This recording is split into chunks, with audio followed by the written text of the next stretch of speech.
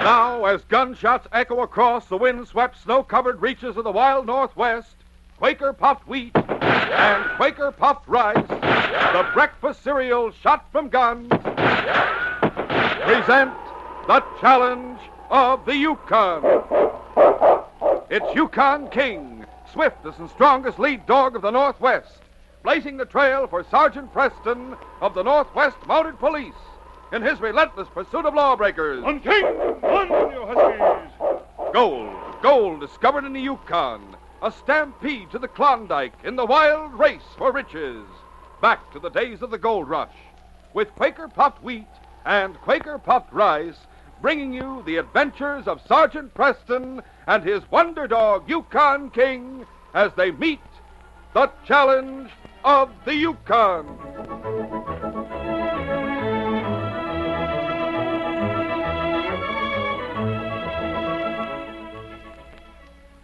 Say, if at breakfast time you're, yes, hungry as a lion, well, sir, just you dive into a heaping bowl full of delicious Quaker puffed rice or Quaker puffed wheat. Man, oh man, there's a treat that'll tame that hungry as a lion appetite. Make it like a kitten. Yes, these ready-to-serve giant grains are shot from guns, are nourishing, crisp, tender, loaded with nut-like flavor. So tomorrow, enjoy this breakfast treat. Quaker puffed rice or Quaker puffed wheat.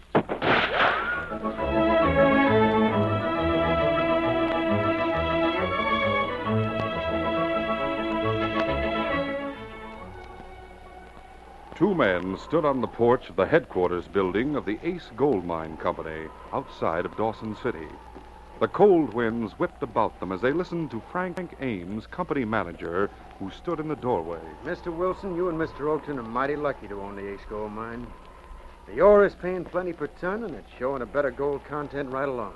Frank, his partners, Jim Oakton and myself, have seen some mighty lean days in the past. It wasn't just luck having the Ace Mine pay off. We put in plenty of hard work together, didn't we, Jim? We sure did, Ned. Yes, sir. Others thought we were crazy to start mining operations out here. But our faith in this location and in each other's paid off plenty. I wouldn't mind owning some stock in it myself. Well, the Ace isn't a stock company, Frank. It's just a straight partnership, 50-50. And we got a written agreement that if one of us wants to sell out, he sells to the other. Yep. If something happens to one of us, his share goes to the surviving partner. Yep. That's in writing, too. It shows how much we trust each other, doesn't it? That's right. But after all, we've been prospecting since we were practically youngsters together. First in California, then up here. It's hard to find friends that stick that close. That's right, it is. Don't either of you have any relatives? Uh-huh. I got a niece who married some fella in Frisco and come to the Yukon. Never looked her up because I forgot her married name. I got no others. I understand they settled in Indian Creek near here. Yes, and I got only a no-good nephew who took to gambling. He's working in a cafe right in Dawson City. Well, how's the new shaft coming on, Frank? Going to get it ready for working before winter sets in? It's pretty well started. Needs a lot of shoring before it'll be safe, though. Well, let's go take a look at it, Jim, and let Frank get inside to work, eh? All right. I'll see you later, Frank. All right, fine. Stop in before you go back into town. I have some figures showing how much richer you both are since last week. Well, if it's better than we hoped for, we'll give you a bonus, Frank. Let's go, Jim. Inside the mining office, Frank Ames walked toward his desk. And as he sat down, he glanced out the window at the distant figures of Wilson and Oakton as they entered the unfinished new shaft. Then Frank spoke to a clerk who was working on books nearby. Wilson and Oakton sure are a couple of fine men to have for bosses. That's right, Mr. Ames. They pay higher wages than anyone in the Yukon. They've gone into the new shaft to look it over. You'd think we hadn't struck gold yet the way they were so anxious to inspect it. They've already made their pile. Yeah, they sure have. What? Sounds like something's happened. Come on, Ed. What's the matter? What's happened? What's happened? The new shaft. It caved in. What? Wilson and Oakton went in there. We didn't see him go in. Too late for him now. Somebody get to town and bring a doctor, quick. I'll go, Frank. I'll ride in and get Doc Baxter. The rest of you get picks and shovels. Hurry. We'll try to get a hole dug through by the time the doctor gets here. All right, come on, let's go. The men worked frantically. 15 or 20 minutes later, the hole was made large enough to bring the two victims out. The doctor was the first to crawl in, followed by Frank and a few of the men. Yeah, we can get him out now, Doc. We sent for a couple of stretchers from the office, and the men have them here. Wait, Frank. Thanks, Joe. Of course, we'll take them out. Yeah. But it's too late to do anything for them. What? They're both dead. News of the calamity was headlined in the Klondike Nugget, the Yukon's leading newspaper in Dawson City. And the fate of Ned Wilson and Jim Oakton was for a time the topic of conversation in every town along the Yukon Trail. A week later, Sergeant Preston and his dog King were at headquarters of the Northwest Mounted Police at Dawson City in the inspector's office when a young woman and a 9-year-old boy were brought in. This is the young woman who asked to see you, Inspector. Oh, come right in, young lady. Well, I'll wait outside, Inspector, until you... Don't go, Sergeant. How do you do, Inspector? I'm Mrs. Rockford. This is my son, Timmy. How do you do? This is Sergeant Preston, Mrs. Rockford. How do you do? I've heard of Sergeant Preston. Golly, look at the big dog. Will he fight? I know, Timmy. King likes children, don't you, fella? Sit down, Mrs. Rockford. Thank you. I just arrived in Dawson City, Inspector, on the last boat from Selkirk. I came right here since I didn't know who else to see about a certain matter. Perhaps if you'll explain a bit. If it's something confidential, Mrs. Rockford... No. Please sit down, Sergeant. Very well. I'm a widow, and my husband died of pneumonia last winter. I managed to earn a small living for Timmy and me by taking in sewing at Indian Creek. I see. Please go on. I heard of Ned Wilson's death. I understand he was quite well-to-do. He and his partner left a sizable fortune. Ned Wilson was my uncle. I was his only relative. I have letters, old ones, to prove that. Timmy and I need money badly, and I wanted to inquire what I should do about claiming what he left. My maiden name was Gloria Wilson. I see. You wish to claim only the share that Mr. Wilson actually owned, is that it? Yes, of course. I didn't know Mr. Oakton, but anyway, I'd have no claim against his estate. What made you think I might have? Well, I think I can answer that, Mrs. Rockford. You see, a nephew of Oakton's, a gambler known here as Slick Dallas, has already put in a claim. His claim is for the entire estate left by both Wilson and Oakton. That's right. But I don't understand. How can he do that? The lawyer who represented Wilson and Oakton brought forth an agreement they'd signed between them, which stated that if one died, the other was to get his estate. I see. But since they're both They were dead... killed at approximately the same time. But with his claim, Slick Dallas has presented a written statement by a Dr. Baxter that your uncle, Ned Wilson, died a couple of minutes before Oakton. You see, in that case, Oakton was, for those 2 minutes, the heir to Wilson's estate. Then with his death, his heir would inherit all of it. Oh, but that doesn't seem fair. It's just that doctor's word, and it's such a fine point. I know how you feel, Mrs. Rockford. Dr. Baxter has a sound reputation for integrity, and I assure you he detests Slick Dallas. Judge Ainsley here in Dawson is handling the matter. Well, I suppose there's nothing I can do. But as my uncle's only relative, I still feel his estate should come to me. I'd set my hopes on getting it, and we need it so badly. If there does seem a chance that my claim would be considered, would you get in touch with me at Indian Creek? Of course, Mrs. Rockford. Mama, aren't we going to get any money after all? Aren't we? Hush, Timmy. We'd better leave now and go home. Well, don't give up hope yet, Mrs. Rockford. There might be some loophole. If you like, I'll take you to see Judge Ainsley now. You could at least put in a claim. Oh, thank you, Sergeant. It means so much to Timmy and me. I imagine. We'll go to the judge's office right now, if it's all right with the inspector. Of course, Sergeant. Go right along. I'll be interested to know what decision Judge Ainsley makes in the case. So will I, sir. Come along, King. We're going with Timmy and his mother. With Sergeant Preston's help, Gloria Rockford presented her claim to Judge Ainsley that afternoon. The judge called a hearing for the following day, notifying those concerned to be present. Being interested in what the decision would be, Sergeant Preston was among those present. Quiet down, everybody. Quiet down. Now, this is an unusual situation. Two people, each claiming to be the sole relatives, respectively, of Mr. Wilson and Mr. Oakton, have filed claims with proof of relationship to the deceased to the estates left by Wilson and Oakton. Frank Ames, you stated yesterday you heard Oakton say he had only one relative living? Yes, Judge. Mr. Oakton stated that he had only one relative, a nephew working in a cafe here in Dawson City. And what about Mr. Wilson? At the same time, sir, Mr. Wilson stated that he, too, had only one relative, a niece who had married and come to the Yukon.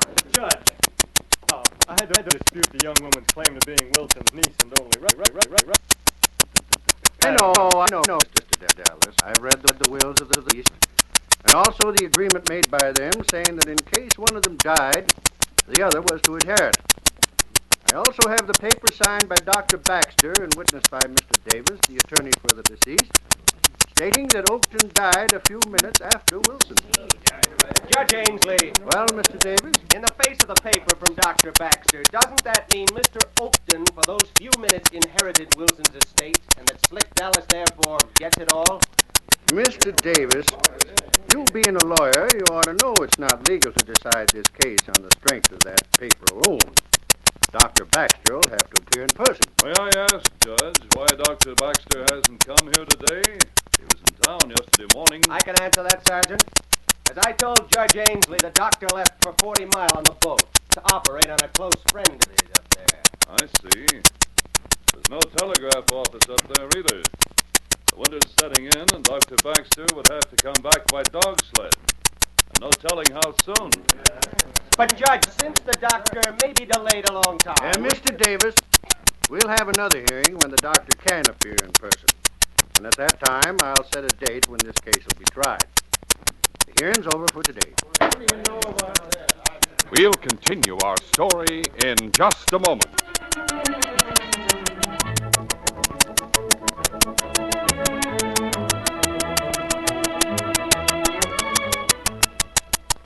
You know, the other morning at breakfast, I was just about to pour myself a heaping bowlful of Quaker puffed wheat or Quaker puffed rice when the strangest thing happened.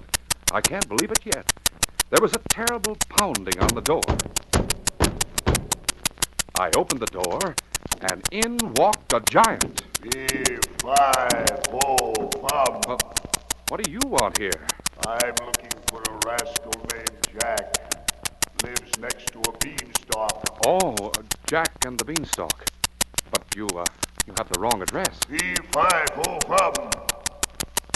Oh, well, I'll settle right now for some food. What are you eating? Matter of fact, I was just trying to decide whether to eat Quaker puffed rice or Quaker puffed wheat. Never tasted them myself. Oh, you'd really go for these ready-to-serve breakfast cereals. Why? They're so big, like yourself. They're giant size because the choice sun-ripened premium grains of wheat and rice are shot from guns. What? Yes, Quaker puffed wheat and rice are shot from guns, exploded up to 8 times normal size. Why don't you try some? Well, pour out 3 or 4 packages for me. And you'll want some milk or cream and fruit. Sure, 2 or 3 quarts of each. With a giant appetite like yours, you can't beat Quaker puffed rice and Quaker puffed wheat.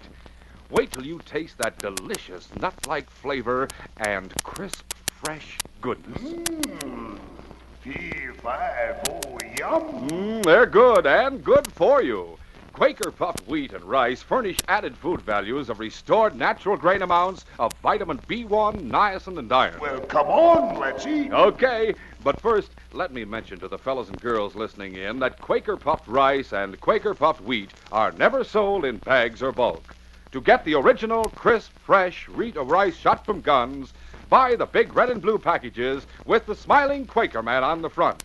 That's your guarantee that you're getting the one and only delicious Quaker puffed rice and Quaker puffed wheat.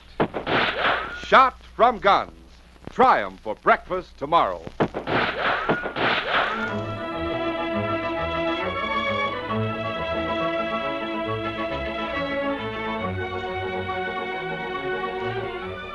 Now to continue our story.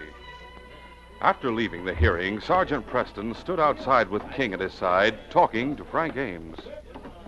She sure is nice. Who, Frank? Why, Mrs. Rockford. Oh, yes, she is. I'm going to Dr. Baxter's office for going that way. All right, Sergeant. Come on, King. Since Doc went to 40 Mile, why are you stopping at his office, Sergeant? Any reason? He has living room behind his office, as you probably know. I expect to find the place locked up, but I thought I'd look around anyway. Don't you believe he went like they said? Frank, it seems strange that Doc Baxter suddenly left Dawson and all his patients here to operate on someone at 40 Mile when there's already a doctor up there. There's no telegraph at 40 Mile, so I can't check, nor could anyone have sent him an emergency message. Say, that's so. Usually, if he's going to be away from Dawson even for a day or two, Dr. Baxter notifies us at headquarters. This time he didn't do so. And you think maybe that something Here's the doctor's office. The door's locked and the front shades are drawn. Let's go around the back. All right.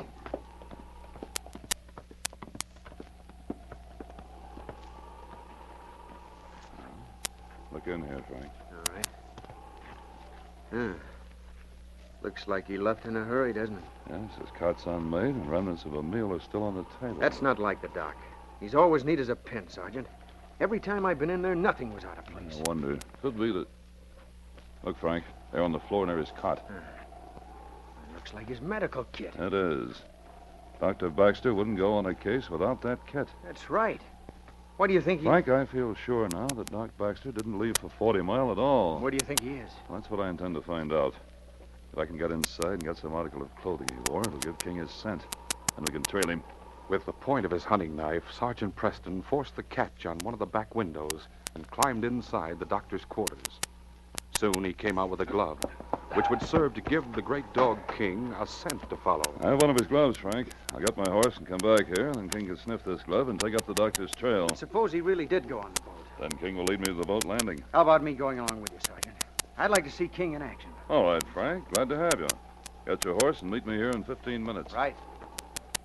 After the hearing, Davis, the lawyer, crossed the street to his office. It was a short time later when Slick Dallas hurriedly entered. Look here, Slick. I told you not to come here to my office. Look, Davis. That Mountie, Sergeant Preston, seems to be wise to something. Now, if he decides to go to 40 Mile to find the Now, doctor... take it easy, Slick. It's a long, tough trail to 40 Mile. He won't set out for there on horseback because there's every indication that a blizzard might hit before morning. And he'd have to wait a few days before he could set out with his dog team. I know that, but My plan will work out all right. Tonight, we'll ride to the shack where we have Doc tied up. When Preston does set out after the storm lets up, he'll find Doc Baxter frozen along the trail with his horse near him. We'll make it look like he had to shoot the horse because it broke its leg. We'll arrange all that perfectly. They'll all think the Doc tried to make it back to Dawson on horseback during the storm. Yeah, all that might have worked, Davis. But now I'm worried. Why, I saw that Mountie and the mine manager, Frank Ames. They're snooping around the Doc's place just a few minutes ago. They were peeking in under the shades there. What of it? Well, I've heard about the way Preston's dog can trail people. Why, if he puts that dog on Doc's trail, Oh, that snooping Mountie. Get your horse and meet me at the edge of town. We'll ride out to the shack right away and get Doc away from there. And if by chance that Mountie does come there, we'll see to it that he and the dog don't get back to Dawson. Let's go. A short time later, Slick and Davis met at the edge of town and rode at a fast pace up the trail. Shortly after, Frank rode to the back of the doctor's office, where he found Sergeant Preston and King waiting. Ho, ho, ho! Sorry I took longer than I expected, sir. That's all right, Frank. Now I'll let King smell the doctor's glove. The trail's 24 hours or so cold. I hope King can pick it up. Here, fella. Find him, King. Find him, boy. The intelligent dog sniffed the glove and then moved to the steps of the back porch. For a few minutes, King hesitated. And then, moving from the porch, he turned toward Preston and indicated by barking that he had caught the doctor's scent. That's it, Frank. King's picked up the scent. Steady, fella. Find him, King. Let's go, Frank. Come on. Come on, get him. An hour later, Davis and Slick arrived at the shack and entered. They stood over Dr. Baxter, who was tied hand and foot on a cot. Well, Doc, you must be hungry after being here tied up for 24 hours. But we didn't come here to feed you. Davis, your scheme will be found out sooner or later. I usually notify the mounted police when I leave town, so they know where to find me. But I didn't this time. They'll get suspicious and investigate. Mm-hmm. One of them is suspicious.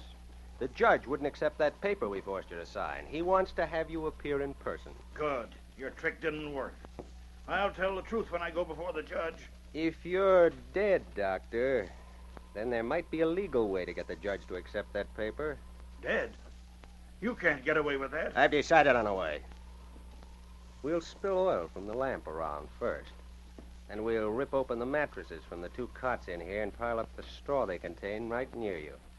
We'll set fire to the place, and I feel certain if they do find you, nobody will recognize who you were. You must have known all along we couldn't let you live. Even if the judge had accepted the paper we forced you to sign. You'll hang for murder. They'll suspect something when I don't return. Yes, I suppose they will.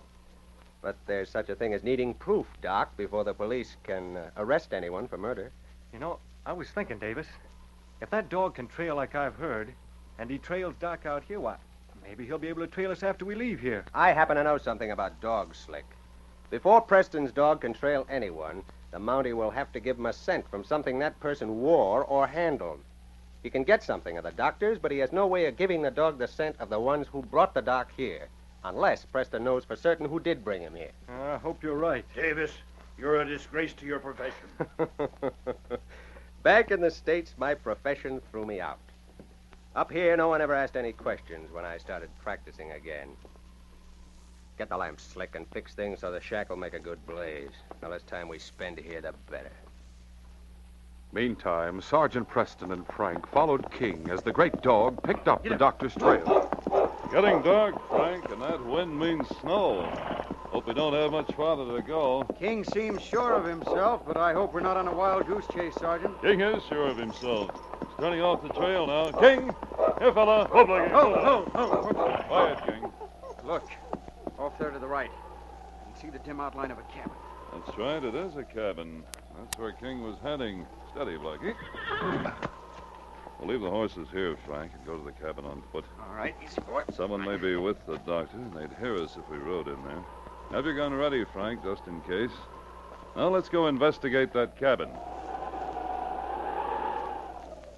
In the shack, Davis and Slick had made things ready and were preparing to carry out their plan. Though dusk was falling, it was still light enough inside for them to see clearly. Davis looked around and then spoke. In this wind, it won't take long for the shack to burn down, Slick. Wait, let me go. I'll ride toward 40 Mile. Take a chance on the blizzard that's soon to break. You think we're fools, Doc. If you did get through, you'd talk. We're taking no chances. Oh, yes, you are. You think you know all about dogs, but you don't know that dog of Sergeant Preston's. He'll trail you. Wait and see. Remember what I said about proof, Doctor? I'll take this old newspaper from the table and roll it up. We'll get to the door, and then I'll light this and toss it back onto the floor. Let's go, Slick. No, wait. Davis and Slick walked to the door. Then they stood a moment as Davis struck a match. There. Now I'll light this paper and toss it back in. All right. Here goes. There, it's lit. Now I'll take that. Grabbing the burning paper with one hand, Preston flung it over his shoulder into the open. At the same time, he sent a crashing blow at Davis. Got him, Slick! As Slick raised his gun to shoot, the great dog King sprang past his master and leaped at Slick, grabbing his gun arm and bearing him to the floor. Help! Get him off! I'll fix you, Mountie! Down the way. I'll catch this one on the floor, Sergeant. As Preston turned his head to speak to King, Davis reached for his gun. Won't take me out. Acting instinctively, Sergeant Preston kicked forward with his foot, striking Davis's hand and knocking the gun flying to the floor. I'll take this. Good work. They were going to fire the shack. I'll untie you, Doctor. Thank heaven you got here. I'm as thankful as you are, Doctor. There. I guess you recognized them. Yes, Davis and Slick Dallas. They forced me to sign a paper, then brought me out here. That's smart, but not smart enough. I think we can persuade Judge Ainsley to reopen the Wilson-Oakton case. After taking Davis and Slick, along with the doctor, back to town, the two crooks were charged with attempted murder and left at headquarters. Later, in the judge's office, Sergeant Preston told what had happened. Then the judge called upon Dr. Baxter. Now, Doctor, tell us why those two men made you sign that paper. Well, Davis came to me and asked which had died first, Wilson or Oakton. I asked him why it made any difference. He said he had to know in case heirs on either side put in claims. I told him that Oakton died a few minutes before Wilson did. Oakton died first, you say? That's right. That night, Davis and Slick Dallas came to my place and forced me to sign the paper saying it was the other way around, so that Slick could claim all the legacy. In that case, Oakton's share went to Wilson, and when he died, it was part of his estate. Does that mean that I'll inherit my uncle's estate? Oh, golly, Mama. Will we get some money now? Will we? Son, it means your mother will get plenty. What Oakton had and what her uncle had to boot. Gosh, Mrs. Rockford, that's wonderful.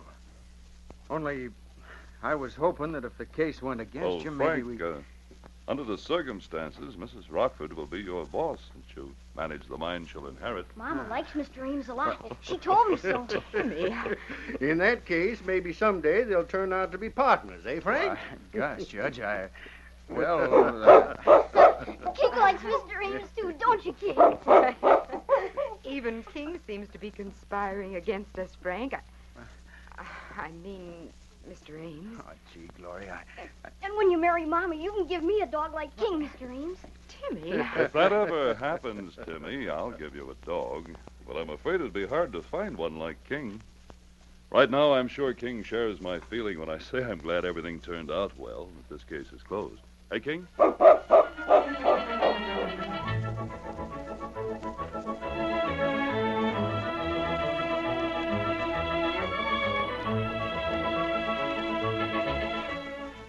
In just a moment, Sergeant Preston will give you a preview of Friday's adventure.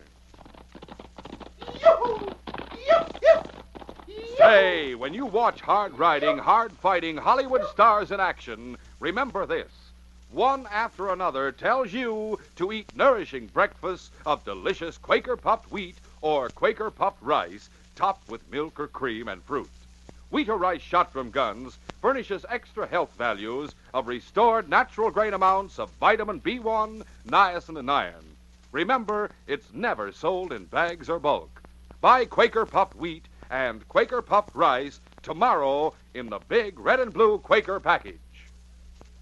Listen Friday when Sergeant Preston and Yukon King meet the challenge of the Yukon in the case of the Brothers' Promise. Chick Colby was wanted for robbery and met his death trying to escape from the law. Just before he died, he entrusted a secret to his 10-year-old brother, and that secret nearly caused the youngster's death. When King led me to that clearing in the forest, Bull Lamont was leveling his rifle. From then on, it was a fight for our lives. Be sure to hear this exciting adventure Friday.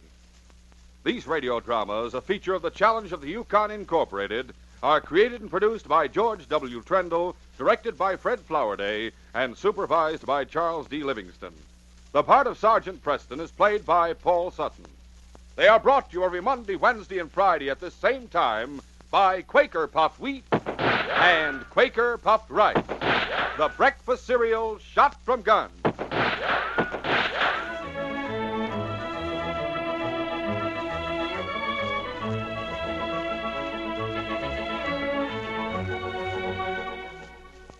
Remember, for delicious hot breakfast, enjoy Quaker Oats.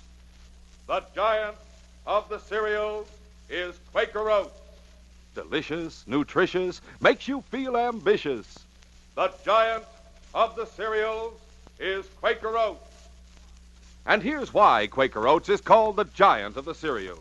There's more growth, more endurance in oatmeal than any other whole grain cereal. So make your hot breakfast nourishing Quaker Oats. Quaker and Mother's Oats are the same.